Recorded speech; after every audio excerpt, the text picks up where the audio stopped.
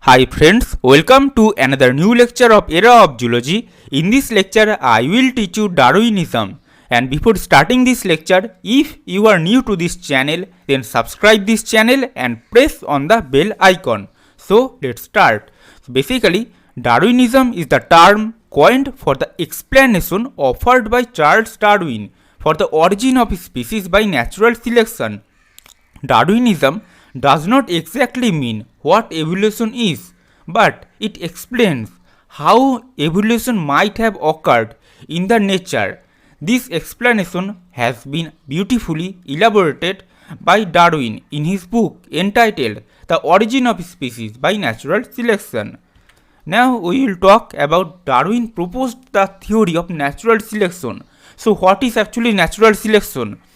During the struggle for existence, only those individuals could survive which exhibit such variation that are proved to be more beneficial in facing the hardship and rigors of environment, which are better adapted to the changing condition of the environment.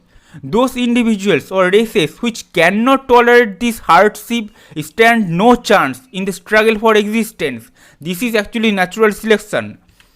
Now we will talk about Darwin's theory of natural selection is based upon the following 5 fundamental. The first fundamental is actually overproduction. All the living beings have an inherent tendency to produce offspring of their own kind in large number for the perpetuation of their race. This is called geometric increase. The number of their offspring produced is much more than can be supported by a particular environment and can possibly survive. And basically, let's talk example regarding this fundamental. Bacteria multiply after every 20 minutes. Within 24 hours, a single bacterium will produce 4.7 into 10 to the power 27 bacteria weighing about 2000 tons. So let's talk about the second fundamental, limited resources. Space in the universe is constant. The ultimate source of food for the plants and animals also remain constant. Therefore, the carrying capacity of environment does not allow the population to grow indefinitely. And in spite of the enormous reproductive potential of living beings under natural conditions, the number of individuals of each species remain constant over a long period of time. Let's talk about the third fundamental, that is actually struggle for existence. According to Darwin, individuals multiply in geometric ratio, whereas space and food available remain constant. So, there is an intense competition and threefold struggle for existence. Intraspecific struggle, interspecific struggle, and basically struggle with environment. So, what is actually intraspecific struggle? This is the struggle between the environment of the same species. This is the toughest form of struggle as the needs of the individual of the same species are identical. And what is actually interspecific struggle? This is the struggle between the individuals of different species. And let's talk about the struggle with environment. This is the struggle of the living being with the changes of environment such as cold, drought, food, storm, heat and other things. Let's talk about the fourth fundamental, that is actually variation and heredity. It is actually difficult to find out any of two individuals alike. Even the progeny of the same parents are not exactly alike.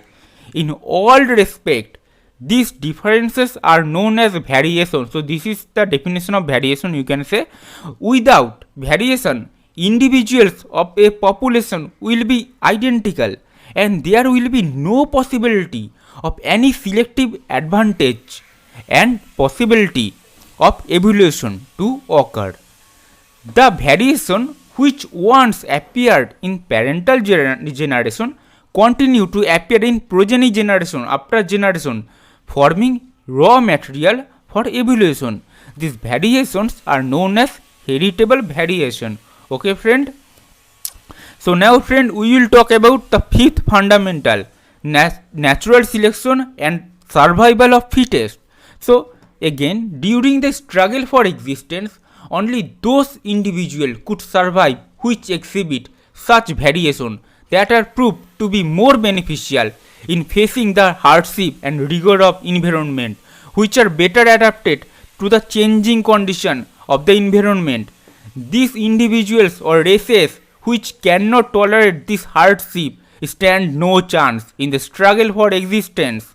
And basically, Darwin believed that as man selects domesticated plants and animals with desired character, the nature select or favor only those individuals which have more favorable variation and are better adapted to existing and changing environment. The less fit or unfit organisms are left out in the struggle for existence. Okay. So now we will talk about Darwin's conclusion, the final conclusion after all of these postulates. Okay. So the conclusion is actually origin of species by natural selection. So as a result of struggle for existence, variability and inheritance, the successive generations tend to become better adapted to the environment. These adaptations are preserved and accumulated in the individuals of the species and ultimately leads to the origin of new species from the old one.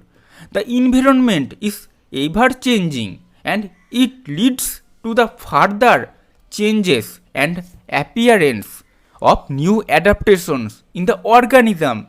As natural selection continues, the later descendant after several generations become markedly distinct from their actually ancestor. Okay. So actually it is our today's lecture, Darwinism. I hope this lecture will help you a lot. Subscribe this channel and like this lecture. Thank you so much friend.